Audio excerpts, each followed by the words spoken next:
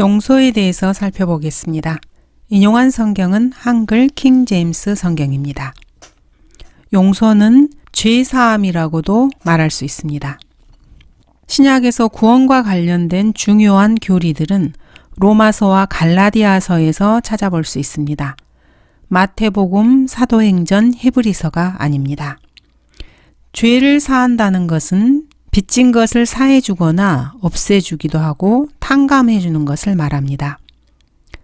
그래서 죄사함을 현대적인 말로 하면은 용서라고 부를 수 있습니다. 인간의 타락으로 모두가 죄인이 되어버렸습니다. 죄로 인해 사람은 하늘나라에 가지 못하게 되었습니다. 하늘나라는 거룩한 곳입니다. 하나님은 거룩하신 분입니다. 그러므로 죄가 많고 더러운 것은 하늘나라에 들어갈 수 없습니다. 여러분이 하나님만큼 완전하게 거룩하지 않으면 하늘나라에 갈 수 없습니다. 지구상에 나타난 단 하나의 완전한 거룩함. 이것은 바로 주 예수 그리스도의 완전한 거룩, 순수함, 의 뿐입니다. 죄인이 하늘나라에 가기 위해 필요한 것은 용서입니다. 하나님께서 우리들을 용서하시고 그것들을 우리에게 돌리지 아니하실 때, 즉 죄들을 우리에게 돌리지 아니하실 때 그 누구도 우리가 하늘나라에 가는 것을 막을 수 없게 됩니다. 죄인이 그 죄를 용서받는 것이야말로 죄인의 삶에서 가장 중요한 문제입니다. 오늘날 정신병원은 죄를 용서받지 못했다고 생각하거나 다른 사람을 용서하지 못하는 사람들로 가득 차 있습니다. 오늘날 육체적인 질병이 아닌 정신병이나 신경증과 관련된 질병들은 다음에 4가지 문제로 기인한 질병입니다. 첫 번째, 사람들은 죄책감을 가지고 있습니다. 죄를 물 마시듯 짓기 때문에 죄책감을 갖는 것은 당연합니다. 그리고 하나님께 용서받지 못했습니다. 그래서 사람들은 괴로워합니다. 두 번째로, 사람들은 하나님께서 하나님의 아들의 사역으로 인해서 완성하신 그 하나님의 피를 근거로 해서 자신들이 용서받았는데도 용서받지 못했다고 생각을 합니다. 그래서 사람들은 다른 사람의 죄들도 용서하기를 거부합니다. 그리고 다른 사람이 자기들을 용서하지 않았기 때문에 그로 인해서 또 괴로워합니다. 오늘날 정신과 의사를 찾는 사람들의 85% 이상이 이러한 이유로 병원을 다닙니다. 즉, 하나님으로부터 용서받을 필요가 있지만 용서받지 못한 경우가 있고, 하나님으로부터 용서받았는데도 그것을 알지 못하는 경우가 있습니다. 다른 사람을 용서해야 되는데 용서하지 못하는 경우, 그리고 다른 사람의 용서를 받아야 하는데 용서받지 못한 경우입니다. 이것은 그냥 신학적인 문제일 뿐 아니라 심리적인, 정신적 문제이기도 합니다. 구약 성경에는 용서와 관련된 여러 가지 단어들이 사용됩니다. 그중 하나가 덮는다는 뜻을 가진 단어입니다.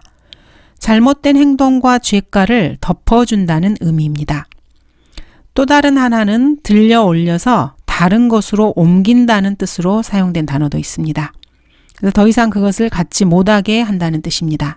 또 하나는 나쁜 것을 멀리 던져버려서 다시는 괴롭게 하지도 못한다는 뜻을 가지고 있습니다. 신약에서 용서는 죄인이 순전히 은혜로 인해서 예수 그리스도를 통해서 죄로부터 분리되는 것을 말합니다. 예수 그리스도의 의가 죄인의 것으로 여겨지는 것입니다. 즉, 전가되는 것입니다. 하나님의 의가 죄인에게 전가됩니다. 그래서 죄인은 용서를 받게 됩니다. 그리스도께서는 죄인의 죄를 담당하셨고 그리스도의 의가 죄인에게 간 것입니다. 하나님께서 용서하십니다. 죄인은 하나님의 법을 어겼고 오직 하나님만이 그 죄를 용서하실 수 있습니다. 이렇게 설명해 볼 수 있습니다. 누군가 저에게서 어떤 물건을 훔쳤습니다. 제가 그 사람을 용서하면은 그 사람이 용서받은 것입니다. 그러나 어떤 사람이 필리핀, 스페인, 독일, 미국, 심지어 북한이나 중국에서 어떤 법을 어기게 되면은 저는 그 사람을 용서할 수가 없습니다. 저에게는 그런 권리가 없기 때문입니다. 그 나라의 법으로 그 나라 사람이 그 사람을 용서해야 합니다. 성경에서 말하는 죄인은 하나님의 법을 어긴 사람입니다. 그러므로 지상의 그 누구도 죄를 용서할 수가 없고 오직 하나님만이 그 사람의 죄를 용서하셔야 합니다. 그리스도께서 사람의 죄들을 용서하기 시작하셨을 때 바리새인들은 이렇게 말했습니다. 어찌하여 이 사람이 그처럼 하나님을 못 오가는 말을 하는가? 하나님 한 분 외에 누가 죄들을 용서할 수 있단 말인가? 유대인들은 옳았습니다. 오직 하나님만이 죄를 용서할 수 있다는 그 면에서는 말입니다. 여러분이 하나님의 법을 어겼을 때 용서받기 위해서 사람에게 갈 필요가 없습니다. 왜냐하면 죄를 지은 사람은 하나님을 상대해야 하기 때문입니다. 여러분과 하나님 사이의 유일한 중보자는 주 예수 그리스도이십니다. 하나님은 한 분이시오. 하나님과 사람 사이의 중보자도 한 분이시니 곧 사람이신 그리스도 예수시라. 용서받기 위해 사람인 중보자에게 가서는 안 됩니다. 여러분이 범죄했던 바로 그분에게, 하나님에게로 가야 합니다. 이미 구원받고 다시 태어난 하나님의 자녀에게 주님은 이렇게 말씀하십니다. 우리가 우리 죄들을 자백하면 그는 신실하시고 의로우셔서 우리 죄들을 용서하시며 모든 불의에서 우리를 깨끗하게 하시느니라. 구원받지 못한 사람이 예수 그리스도의 보혈을 믿으면은 거룩하신 주 하나님께서는 그 사람을 기꺼이 용서해 주십니다. 이와 마찬가지로 그리스도인이 구원받은 이후에 지은 죄들도 주 예수 그리스도의 보혈로 하나님께서는 기꺼이 용서해 주십니다. 주 예수 그리스도께서는 하나님이시며 하나님의 아들이실 뿐 아니라 인자이시기 때문에 하나님께서 죄들을 용서하기 위해서 예수님을 임명하셨습니다. 이분을 하나님께서 오른손으로 높이셔서 통치자와 구주가 되게 하셨으니 이는 이스라엘에게 회개와 죄사함을 주시기 위함이라. 구원을 받았든지 구원을 받지 못했든지 죄 용서를 받는 통로는 오직 주 예수 그리스도 한 분뿐입니다. 사도 바울도 이렇게 분명하게 말하고 있습니다. 그러므로 형제들아, 너희가 알 것은 이분을 통하여 너희에게 죄들의 사함이 선포되었으며 무거운 죄의 짐을 진 혼을 향한 아주 놀라운 구원의 메시지입니다. 구주를 개인적으로 영접한 한 여인에게 주님께서는 개인적으로 한 여인을 용서하시며 이렇게 말씀하십니다. 내 죄들이 용서되었느니라. 예수님께서는 중풍병자에게도 내 죄들이 용서받았느니라고 말씀하셨습니다. 지금 현재 여기에 주 예수 그리스도께서 몸으로 직접 계시지 않지만은 예수님은 성령으로 여기에 계셔서 하나님의 자녀인 그리스도인들이 죄를 자백할 때 기꺼이 용서하십니다. 그리고 죄에서 돌이키고 그리스도를 영접하는 죄인을 기꺼이 주님은 받아주십니다. 여러분이 하나님의 자녀라면은 바로 지금 눈을 감고 주 예수 그리스도께 여러분의 죄를 자백하면은 용서받게 됩니다. 구원받지 못한 사람이라 해도 바로 지금 눈을 감고 그리스도를 여러분의 구주로 영접하면은 여러분의 죄는 예수 그리스도의 이름으로 용서받게 됩니다. 용서는 어떤 교회의 의식이나 행위나 어떠한 법령을 통해서 이루어지는 것이 아닙니다. 오직 주 예수 그리스도 안에서만 이루어집니다. 그렇다면 이렇게 죄가 용서받는 근거는 무엇입니까? 우리를 향한 주님의 자비입니다. 그러나 그는 긍휼이 충만하시어 그들의 죄악을 용서하시고 멸하지 아니하셨으며 정녕 여러 번 진노에서 돌이키시고 분을 내지 아니하셨으니 하나님께서는 죄악을 용서하십니다. 죄를 지은 사람들을 멸하지 않으시고 여러 번 진노에서 돌이키십니다. 하나님은 정의로우신 분이기 때문에 사람을 용서하십니다. 그는 신실하시고 의로우셔서 우리 죄들을 용서하시며 라고 말씀하십니다. 주님은 의로우신 분이십니다. 하나님께서는 그리스도의 피를 근거로 죄들을 용서하십니다. 이와 동시에 여전히 하나님께서는 스스로 거룩하고 의로우십니다. 용서는 그리스도의 피를 근거로 이루어지는 것입니다. 그 사랑하시는 이 안에서 우리가 그의 은혜의 풍성함을 따라 그의 보혈을 통하여 구속, 곧 죄들의 용서함을 받았느니라. 주 예수 그리스도께서 완성하신 십자가상의 그 일을 의지하지 않고서는 죄들의 사함이나 용서가 없습니다. 십자가 위에서 예수님께서는 우리의 몸값으로 자신의 피를 흘리셨습니다. 그리고 우리의 영원한 구속을 위한 값을 완전히 지불하셨습니다. 범죄하는 혼은 죽으리라고 성경은 말씀하십니다. 죄로 인해서 사망이 왔습니다. 사람이 죄를 지었기 때문에 그 결과로 육신적으로 죽어야 하는 존재가 되었고 영적으로는 이미 죽어 있는 상태에서 태어납니다. 그리고 앞으로 미래의 인간은 불못으로 들어가게 될 것입니다. 하나님께서는 죄값으로 사망의 상징인 피를 요구하십니다. 이것은 하나님께서 아담과 이브의 벌거벗음을 덮으셨을 때 가죽옷으로 하셨다는 사실에서 더욱더 분명해집니다. 또 주 하나님께서는 아담과 그 아내에게 가죽으로 옷들을 만들어 그들에게 입히시니라. 아담과 이브가 가죽옷을 입었다는 것은 어떤 동물이 죽었다는 의미입니다. 창세기 4장에서 아벨의 제사가 하나님께 받아들여진 것은 그 제사에 피가 있었기 때문입니다. 그와 반대로 카인의 제사가 하나님께 받아들여지지 않은 것은 그 제사에는 피가 없었기 때문입니다. 이는 육체의 생명이 피에 있으며 내가 그것을 너희에게 주어 제단 위에서 너희 혼들을 속죄케 하였나니 이는 혼을 속죄케 하는 것이 피이기 때문이라. 이런 말을 들으면 대단히 거북스럽게 생각하는 사람도 있습니다. 어쨌든 인간은 모두가 다 피를 가지고 있는 피조물입니다. 피가 인간에게 생명을 주고 피가 인간을 죽이기도 합니다. 인간이 병에 걸리는 것은 피가 나쁘기 때문입니다. 인간이 죽는 것 역시 피가 나쁘기 때문입니다. 인간은 자신의 아버지로부터 피를 물려받습니다. 근데 이 피가 잘못된 피입니다. 그래서 인간은 태어나면서부터 모두 다 죽음이 예고되는 것입니다. 가죽 벨트를 한번 보겠습니다. 가죽 벨트가 있다는 것은 어떤 동물이 피를 흘렸다는 뜻입니다. 가죽 구두, 가죽 부츠, 이 모두가 피를 흘린 동물에게서 얻은 것입니다. 이는 육체의 생명이 피에 있으며 예수님께서 죄를 용서하실 때 예수님은 모든 죄들을 용서하십니다. 반만 용서하신다거나 5분의 1만 용서하신다거나 그렇지 않습니다. 모든 죄를 용서하십니다. 그러므로 내가 너에게 말하노니 그 여인의 많은 죄들이 용서받았느니라. 다윗도 주께서 내 모든 죄악을 용서하신다고 말합니다. 주께서 허물과 죄와 불의를 용서하셨습니다.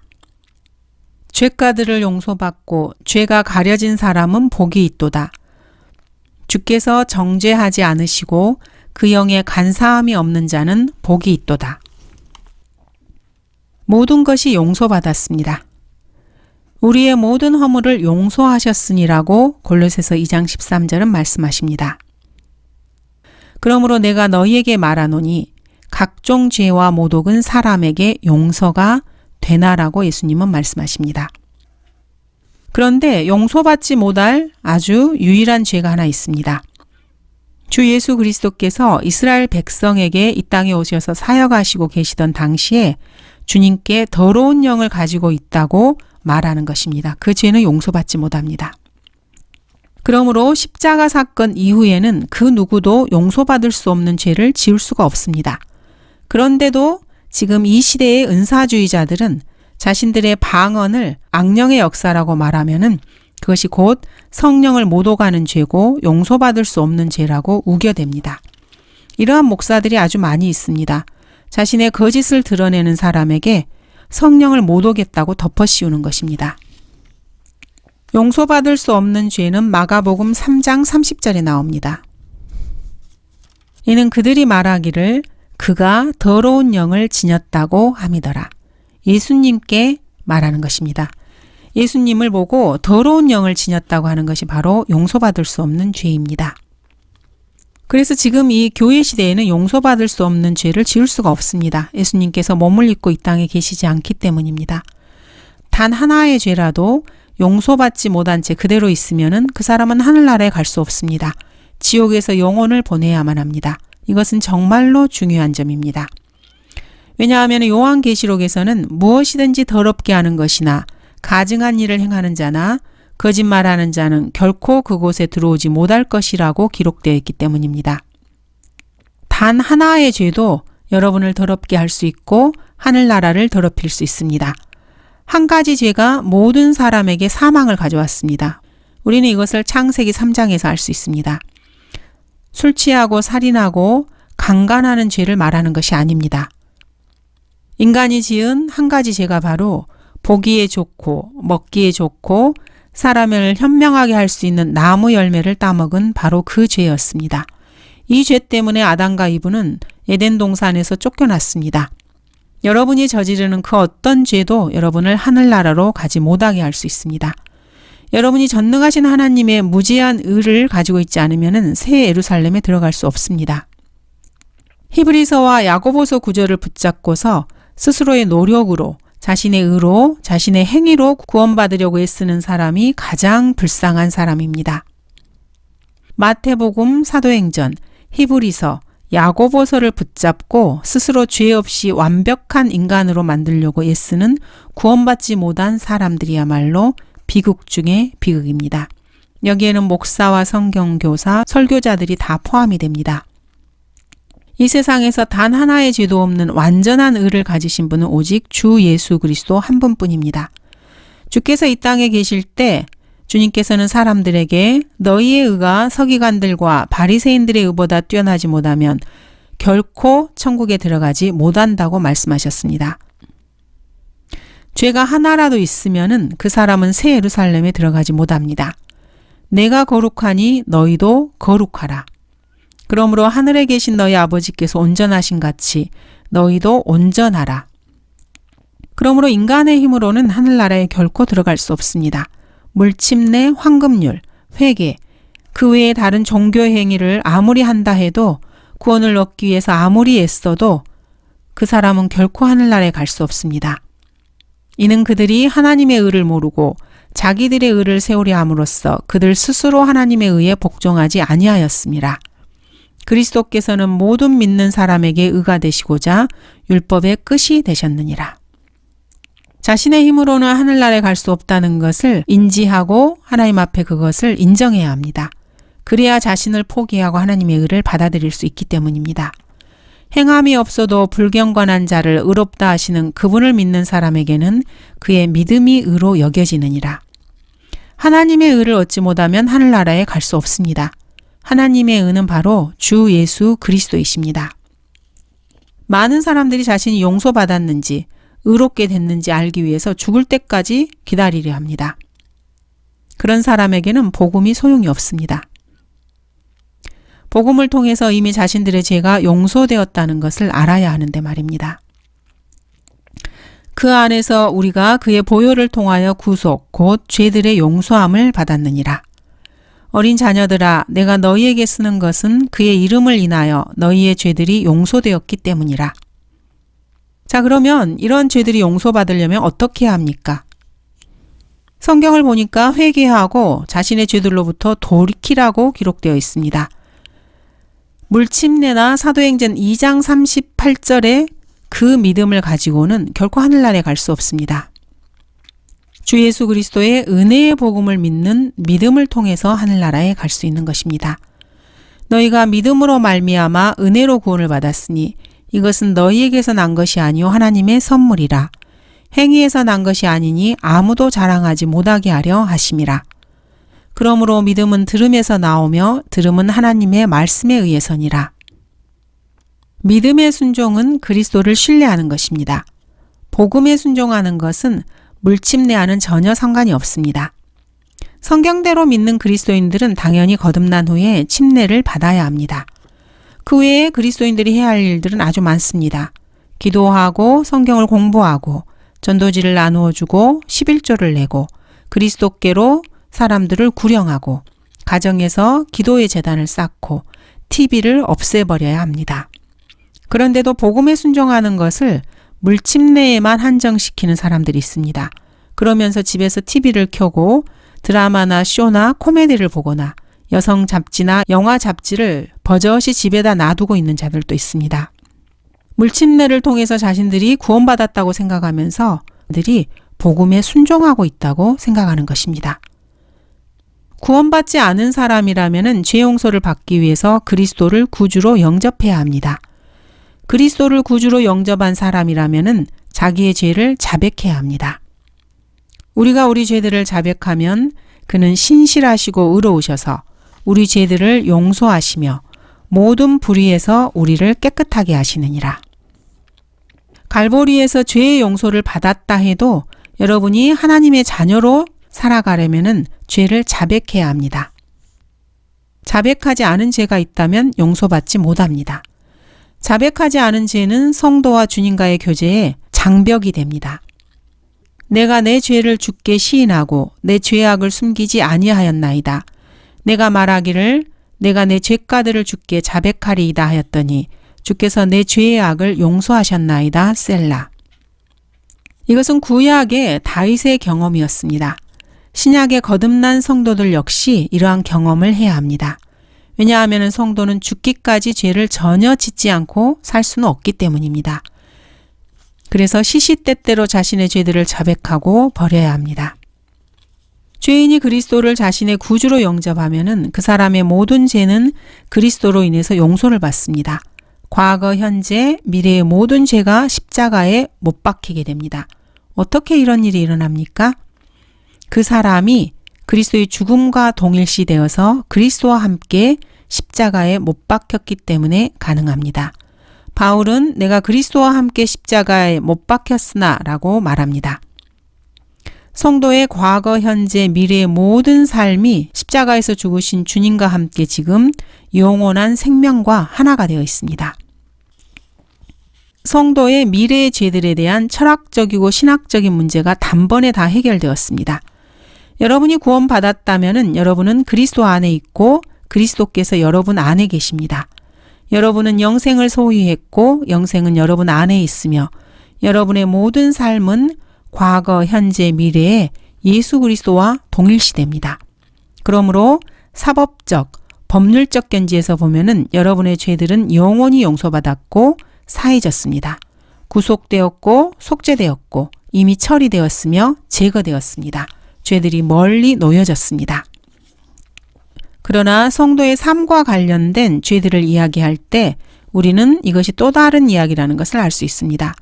성도가 죄를 범하면은 비록 그의 죄들이 갈보리에서 제거되고 처리되었다 해도 그 사람의 삶 속에 여전히 죄의 열매들을 거두게 됩니다.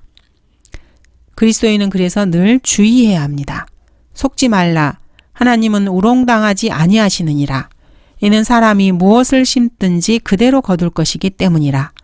자신의 육신에 심는 자는 육신으로부터 썩은 것을 거두고 성령에 심는 자는 성령으로부터 영생을 거두리라. 선을 행하다가 낙심하지 말지니 쓰러지지 아니하면 때가 되어 거두리라. 그리스도인에게 죄가 비록 갈보리에서 처리되었다 해도 그리스도인의 기쁨을 죄로 인해서 잃어버릴 수 있습니다. 이는 주를 기뻐함이 너희의 힘이기 때문이라. 느헤미야서 8장 10절입니다. 죄는 그리스도인으로 하여금 하나님과의 교제를 잃어버리게 만듭니다. 하나님과 교제를 못하게 하고 그리스도인으로서 징계를 받을 수 있습니다.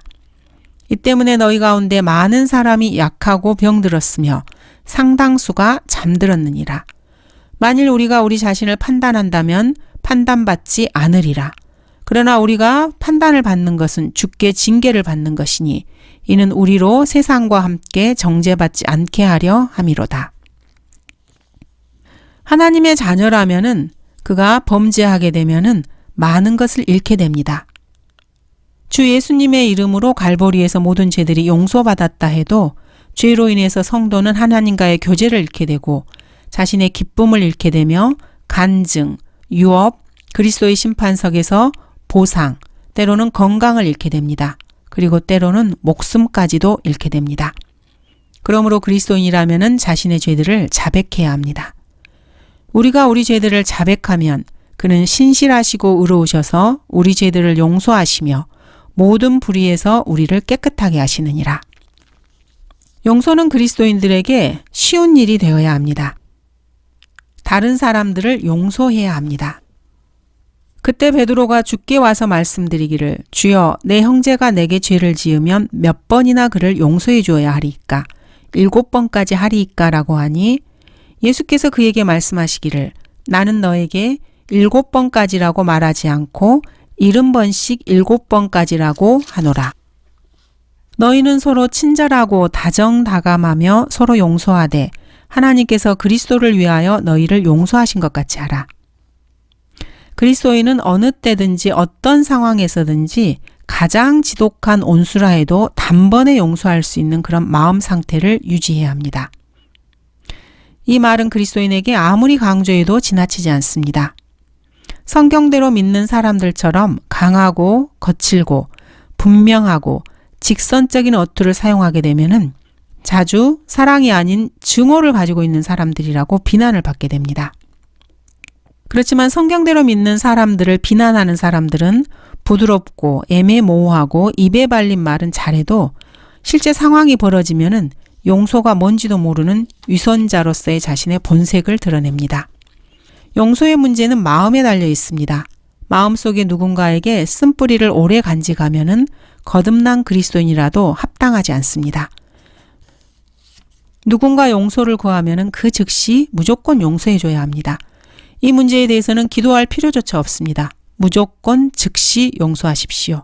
만일 여러분이 속죄함과 제들의 사함으로 예수 그리스도의 용서를 경험했고 그리스도께서 얼마나 여러분에게 선대하셨는지 안다면은 여러분이 다른 사람이 여러분에게 한 야비한 행동에 대해서 용서하는 것은 그렇게 어렵지 않을 것입니다. 성령을 부르짖으면서 경건한 채 하는 사람들은 자기들이 좋아하지 않는 설교를 하는 사람을 강단에서 쫓아내려고 애를 씁니다. 그 사람들은 마음에 늘 쓴뿌리와 증오가 가득합니다. 이런 사람들은 말로는 이런 사실을 입 밖에 내지 않습니다. 왜냐하면 겉으로는 그럴싸하게 미소를 띠고 온화하게 보여야 하기 때문입니다. 하나님의 자녀가 얼마나 자주 죄를 짓고 죄를 자백하든지 주 예수 그리스도의 피는 항상 유효합니다. 회개는 죄를 버리고 하나님의 능력으로 다시는 그것을 되풀이하지 않겠다는 것이 포함됩니다. 그러면 그 죄인은 하나님의 은혜와 죄로부터 빠져나올 수 있도록 하나님의 능력을 받게 됩니다. 이 문제에 대해서 로마서 6장에서 정확한 답을 얻을 수 있습니다.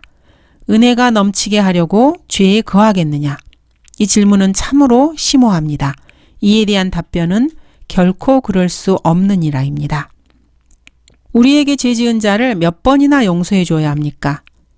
주님께서는 70번씩 7번, 즉 490번까지 용서하라고 말씀하십니다.